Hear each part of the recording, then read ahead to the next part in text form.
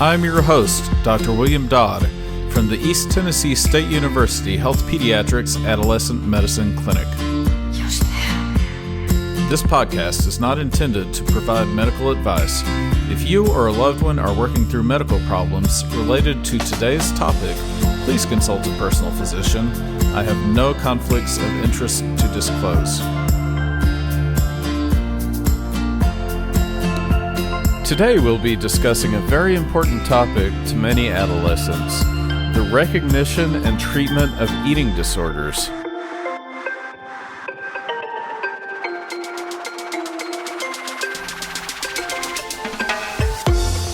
I'd like to welcome everybody to the Growing Stronger Together podcast. I'm your host, Dr. William Dodd, and today it's my pleasure to welcome a guest. Dr. Devyn Hayes is a graduate of Quillen College of Medicine, and she is one of our pediatric residents here.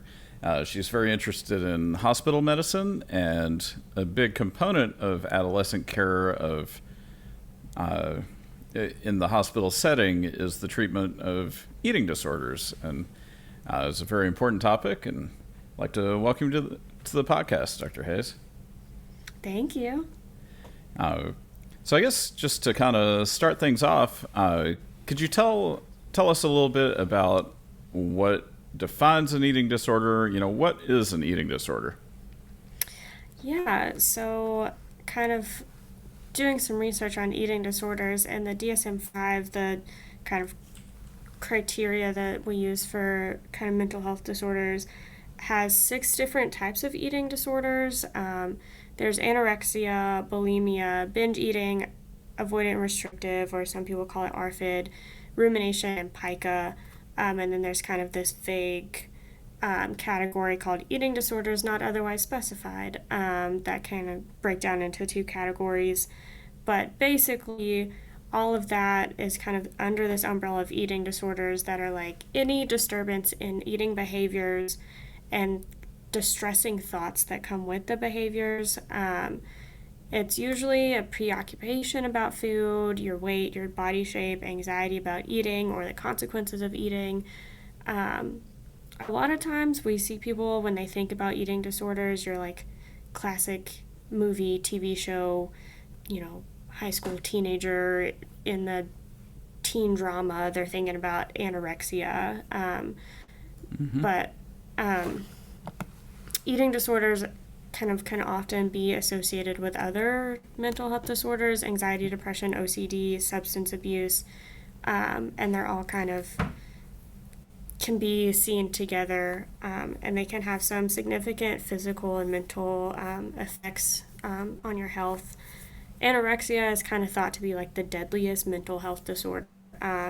Usually we see people with those with super severe calorie restriction. Bulimia is more like a binge eating type. And then binge eating disorder is kind of similar to bulimia. So these are not just even just a preoccupation with food. It's a real health risk, truly a psychiatric process that can cause harm to the patient. Yes, so it's not just thinking about it. Most people are having some sort of action of restricting calories or eating and then purging. That can cause some pretty significant physical health, not just mental health. They kind of combine into one pretty nasty health effect. Mm-hmm. Well, and you mentioned anorexia kind of being one of the more commonly known eating disorders. Can you tell me a little bit about that? So people with anorexia normally have like a fear or anxiety about weight gain. So then kind of this mental portion of it, they have an altered perception of their weight or their shape. So it's hard for them to acknowledge like how serious their condition actually is. They usually, are severely underweight, and they still feel like they're, large, and they need to continue to calorie restrict. You can have 2 types of anorexia, either the restrictive or a binging purging type. So restrictive is severe like calorie counting, fasting, restriction. I've seen kids that are only eating like 300 calories a day, And then you can also have binge purging type, which is they'll eat, but then they'll like purge with either like laxatives or self-induced vomiting to kind of get rid of those calories. So it can take several different forms, but really the central component is more just that extreme fear of gaining weight or of even maintaining body weight, I guess, in a lot of cases. Yeah. Well, what about bulimia? That's another commonly known eating disorder. So, yeah, so bulimia is more binge eating with a sense that they can't control what they're eating in a period of time. Um, a lot of times, people with bulimia will also use laxatives or self induced vomiting in between the episodes of binging, but the characteristic part of this is that they can't control their eating, and then they're sometimes are often embarrassed or they have some shame about what they eat or how much they eat. They'll kind of eat in private so people can't see how much they're eating, and then we'll try and again get rid of those calories with laxatives or vomiting, kind of like fasting, restricting in between these like periods of like binge eating. Okay, so it's more, I guess, less related to weight than anorexia, but more binge eating and kind of self-correcting that behavior. Yeah, it's not always as like preoccupation with their weight or their shape. It's more around the food itself. Well, and what about who gets eating disorders? I think the stereotype is teenage girl is very overly concerned about their weight and kind of develops unhealthy behavior surrounding that. Is that mainly who we're talking about? So no, it's not actually just girls. I've seen some boys admitted to the hospital. I feel like our culture really kind of fixates more on the girls. You know, diet culture has been focused mostly on girls for, you know, as long as I've been alive and even longer. So I feel like it's easy to focus on the girls, but um, it actually is it is more prevalent in girls, but it's about a 10-to-1 ratio. So for every 10 girls that have an eating disorder, there is about one boy with an eating disorder. But it's important for families and our healthcare providers to see that this isn't just I've heard it called like a rich white girl disease.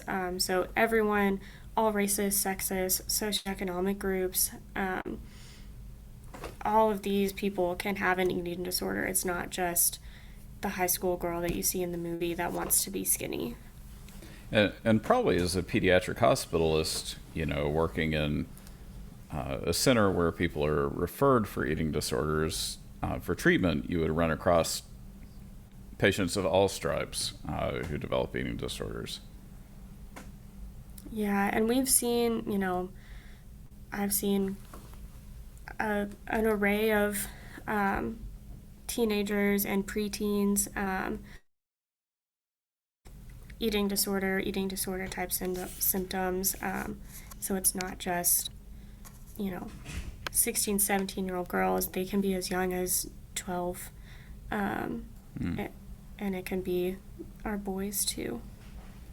Well, what about if you're a person who works with adolescents, like a teacher or a counselor or clergy or a parent or some sort of team leader? Like, what sort of risk factors and signs do you need to watch out for that might clue you in that there's something harmful happening? So anyone can kind of recognize signs and risk factors. Should be part of our, things that we're looking for. But risk factors can be anything from family histories of eating disorders, alcoholism in first degree relatives, kind of sports that focus on like visual or extracurricular things that focus on visual, how people are represented. So ballet, gymnastics, modeling, cheerleading. I feel like the sports in guys, so wrestling and things where guys want to be like big and bulky, those can be risk factors sometimes. If a kid has more of the like perfectionist kind of trait, if parents have eating behavior and preoccupation with their weight, that can kind of translate. Kids that have had physical or sexual abuse are more at risk for these types of things. Kids with lower self esteem, if they're showing, they're not satisfied with their body image, they have a history of dieting or skipping meals. If you notice your kid is like exercising all the time and wanting to know how many calories are in kind of what you cook, those can be signs. For anorexia specifically, looking for if your kid is like avoiding eating, has a number of like safe foods that are low in calories. If they're not eating food, so if your teenager is cutting up all their food into small pieces and moving it around, I know that's kind of like the teen joke sometimes, but that is a real thing that kids do. Drinking lots of water or chewing gum so that they don't think about how hungry they are. If they're exercising all the time, they're kind of wearing baggier clothes to hide their body. You notice your kids starting to spend time alone, away from their friends or family. They're depressed or anxious or more emotional, having more mood swings. Those are kind of the like mental signs to see. Also, like physical signs that could come with it, if they've stopped being able to concentrate or not being able to finish their schoolwork, you've noticed a weight loss.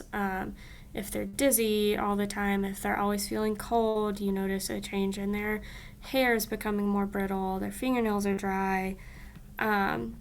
In girls, it can affect their menstrual period, so if you notice like their periods are irregular or they've stopped having them, that can be a sign.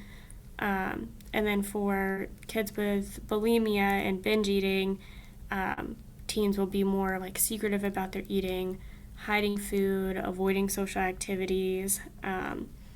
If you notice like your laxatives have gone missing, that is sometimes a thing that kids will use to as part of their like purging.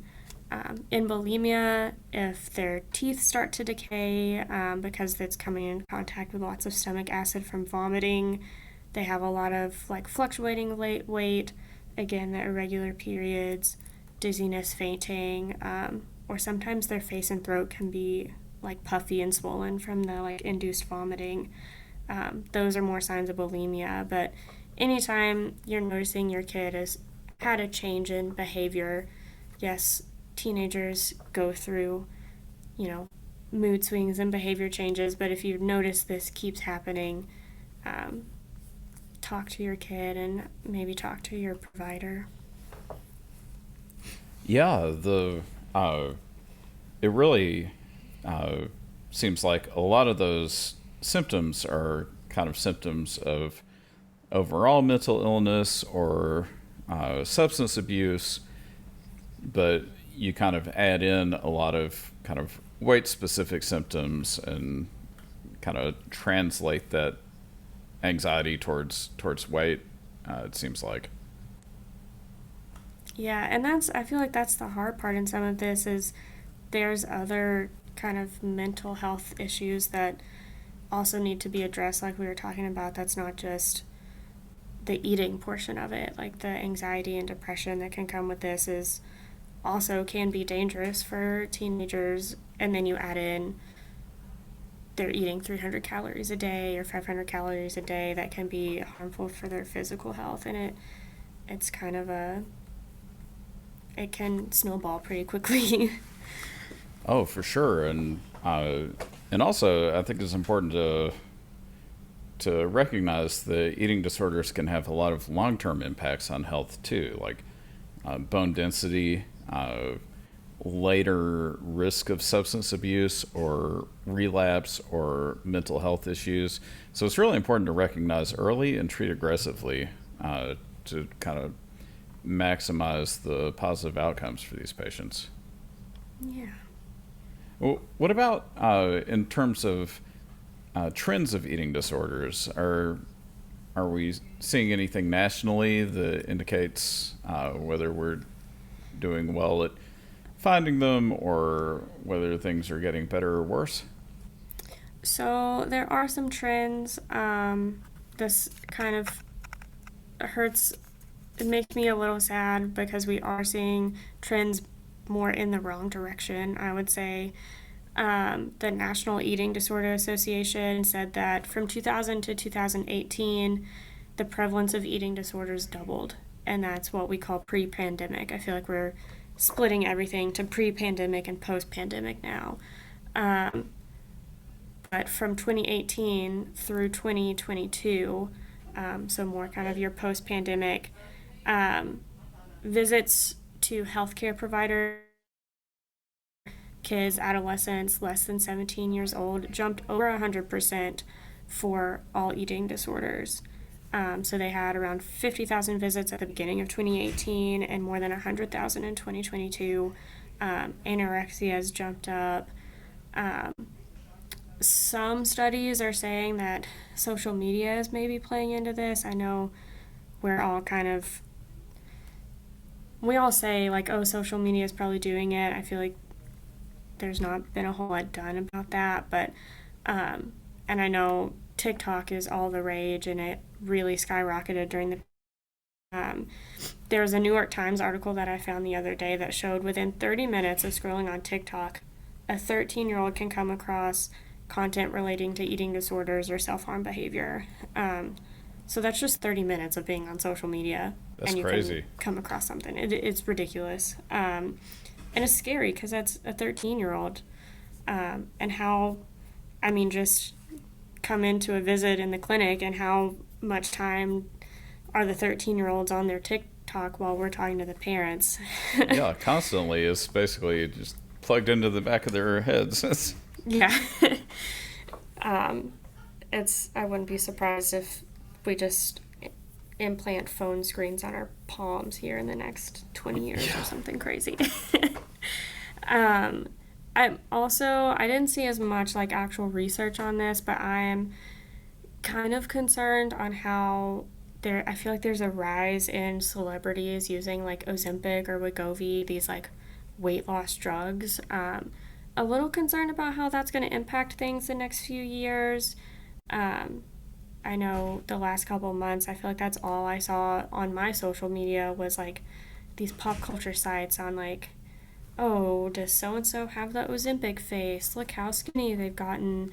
Um, I know like Adele was a big one when she lost some weight. Like, I, it's easy for me who has a fully developed brain now to be like, that's crazy. But it's still sometimes I'm like, oh man, like Ozempic's like could get skinny. So I worry how it's going to affect our teenagers and our younger kids seeing this constantly. Oh, for sure, and especially you can go into an eating disorder clinic or not eating a weight loss clinic and get a lot of these medicines, kind of off label, but they're accessible. They are, and it's concerning because they're not great long term from what I understand, and it's not like teaching kids healthy eating. It's teaching kids I can take this drug and not eat and be skinny like my Yeah. favorite celebrity. Yeah. What about, if you detect an eating disorder in a patient, how would you go about treating that? So most of our treatments are based on mental health. So like we were talking about anxiety, depression, all of these things can be wrapped into one. And a lot of the eating disorder is this preoccupation with food or weight or just kind of this mental barrier. There's not a lot of medications, so I'm definitely not giving you Ozempic or Wegovy for your eating disorder, but there's not a lot of like psychiatric medications that we can give for eating disorders. Sometimes we can give anti-anxiety or antidepressants to help treat the anxiety and depression that can come with it. If your pediatrician thinks that you are deficient in vitamins or nutrients, which we can see in someone who has been calorie restricting for a long time, we can give you that like supplement to make sure you're getting the right vitamins and nutrients. But treatment of the eating disorder itself takes a lot of time and a lot of hard work. There's some therapies called family-based therapy that has shown some help in anorexia. Focuses more on recovery and like your goals of recovery rather than like dwelling on the eating disorder and the causes of it. It has 3 phases, and it kind of shows that like the parents aren't to blame.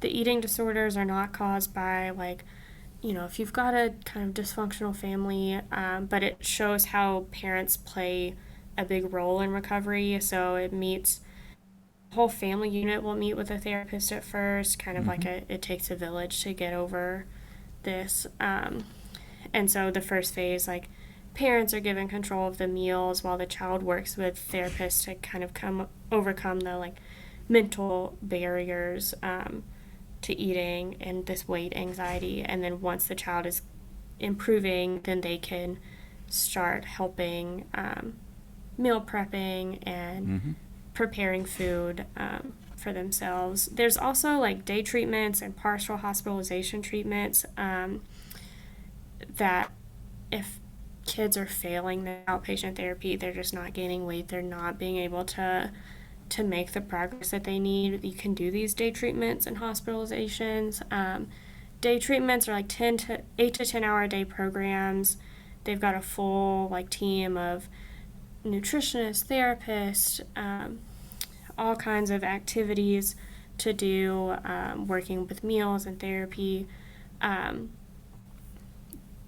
It's a little more intensive, but you're still able to go home at the end of the day and be with your family. A step up from that would be like your residential treatment. That's still for like you're medically stable, but you either don't have a motivation for recovery, or you need more structure or more constant supervision, or you've just been super unsuccessful with outpatient treatment. I will say, when I was looking at all of this, I got lots of warnings to like be careful when choosing inpatient treatment programs, because there's not a lot of like oversight, and there's not a lot of I'm trying to think of the word. Standardization. It's not standardization. Thank you.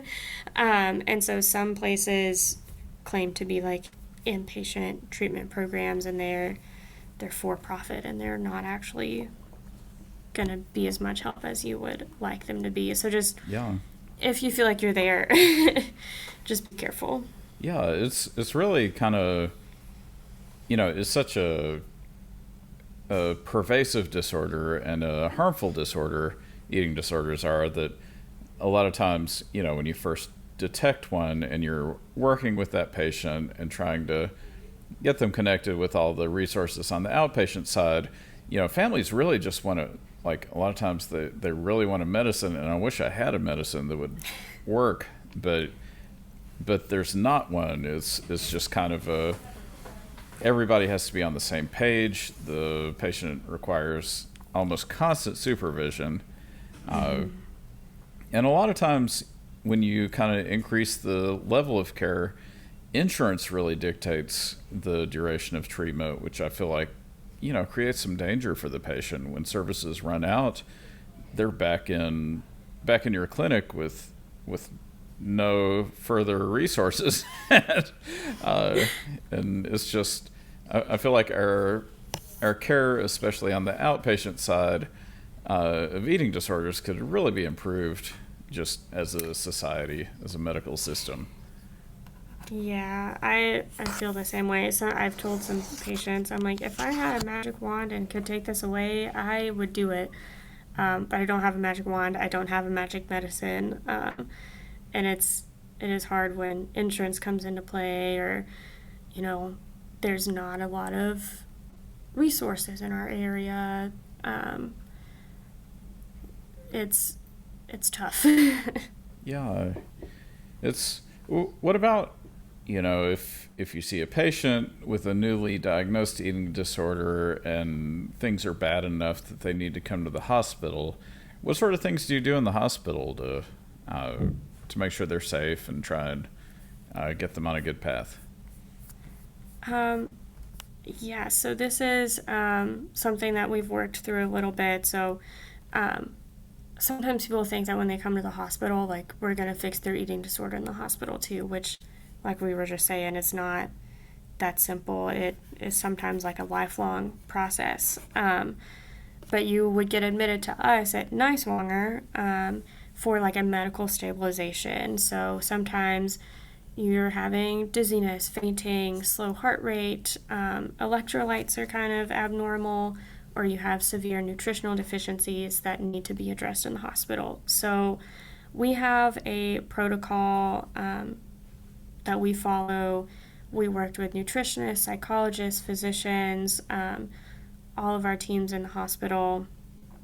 It was based off of some larger children's hospitals protocols. I think they used like looked at like Cincinnati and CHOP and Boston Children's to try to see how they address kids or work with kids with eating disorders. Uh, it is geared towards kids and teens more with anorexia because, like we said, that one is one of the more dangerous ones. So once a kid comes into the ER and our ER physicians feel like they meet criteria for admission for stabilization, they'll come up to our pediatric floor. So right now we're on the second floor of Niswonger. We'll get a weight that only the healthcare team can see. We keep the kids from seeing any of the weights. We don't let family members see weights or numbers. They'll get an IV, so the little catheter in your vein. We use that for blood draws and to check blood counts, electrolytes, and a bunch of vitamin levels like vitamin D, vitamin B, iron, your thyroid levels. We'll get an EKG that checks your heart, and we'll probably have the kid hooked up to cardiac monitors for the first few days, especially if you're there for like a low heart rate or fainting or dizzy, to make sure your heart is okay. The first couple days, it feels kind of harsh because we take away cell phones, computers. They're on strict bed rest to avoid like letting someone try to get up and burn calories. We give vitamin supplements like multivitamins, thiamine, calcium, vitamin D, zinc, which are all kind of important vitamins that your body needs, and replace any electrolytes that we've noticed are abnormal in your labs. We give kids a specific menu. We call it the Red Panda menu. And we try to have patients eat about 1,200 calories a day. For the first few days, we're checking labs every 12 to 24 hours to prevent something that we call refeeding syndrome.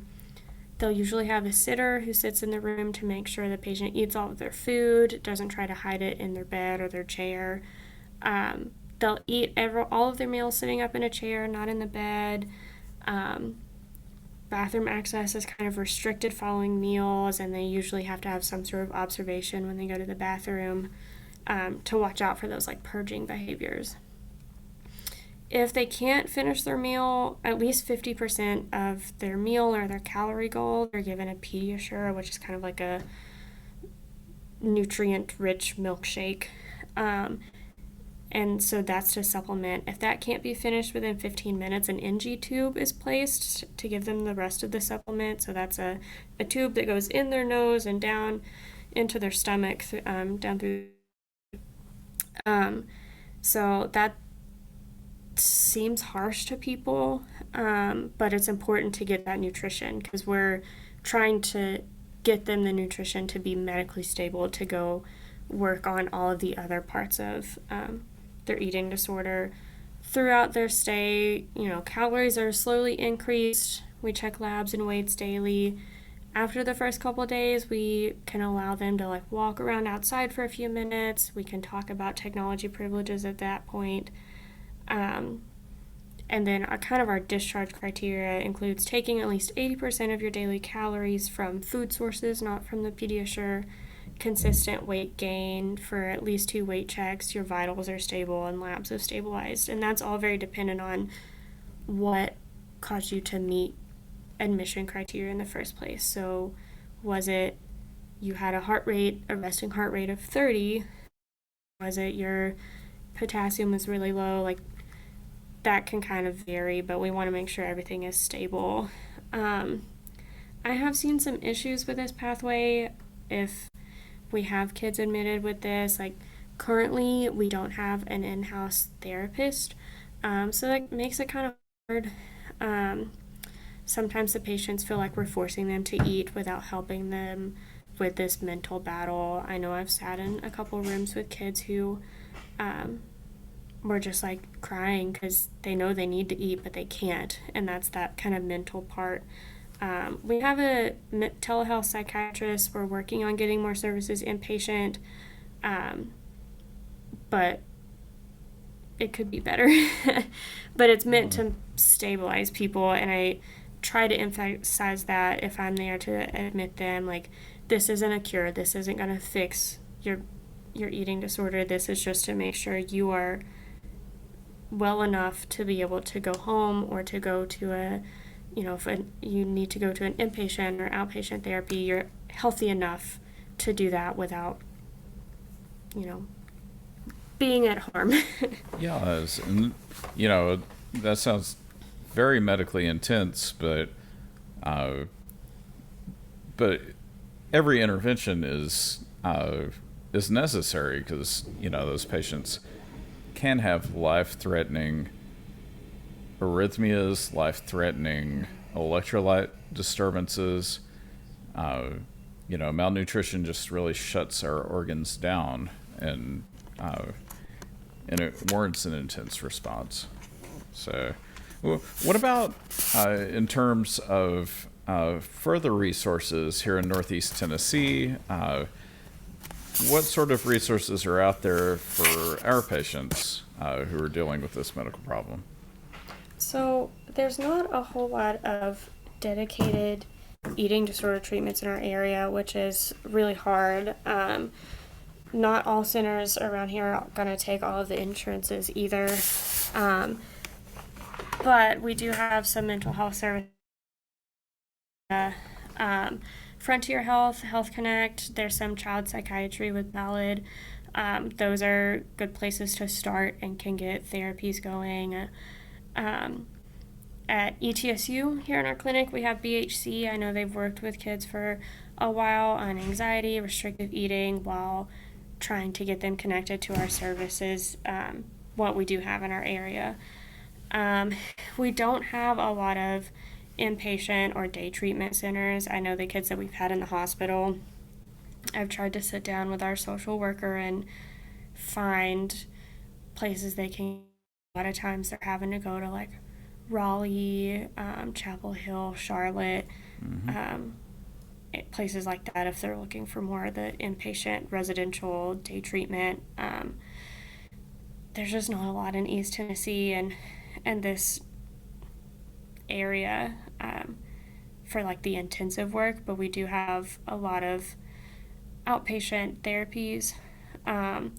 Obviously, coming to the pediatrician is a good place to start. So if you feel like your kid, your teenager is showing signs of eating disorders, come talk to your PCP, and that we can help get you connected. I don't know if you've seen a number of these kids, if you have any like pathways that you've used. Yeah, the one other treatment path that I've seen is there are some organizations that provide intensive outpatient supervision on a virtual basis. So the patient basically carries around a cell phone with a camera and there's somebody there who's able to supervise their eating and behaviors, I think it has some clear disadvantages. I think psychologically it may not be as impactful as having a patient go to a facility and kind of work directly with therapists. I've seen insurance run out and the program stops.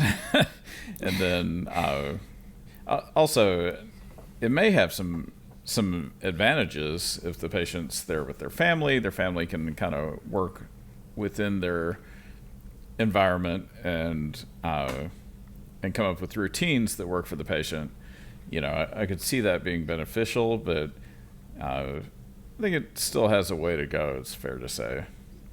Yeah, I would agree. I know when we have used the kind of the telehealth psychiatrist in the hospital, I feel like it doesn't make as big of a impact. It's hard to talk to someone on a screen about how you're feeling and your anxiety and all of your struggles when you can't see them face to face, really. Sure. And one other topic surrounding eating disorders that we've really struggled with in our adolescent clinic is how do we detect patients with eating disorders? There are no real efficient validated screeners that we could easily incorporate into our screening protocols. Like we screen for depression with a brief screener that's easy to understand and easy to fill out. A lot of the eating disorder screeners are a bit longer and not quite as well established.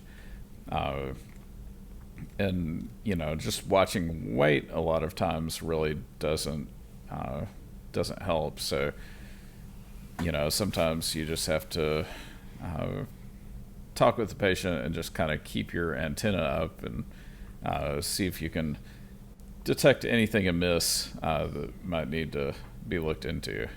But it definitely feels like a place that we as a healthcare system could do a little better.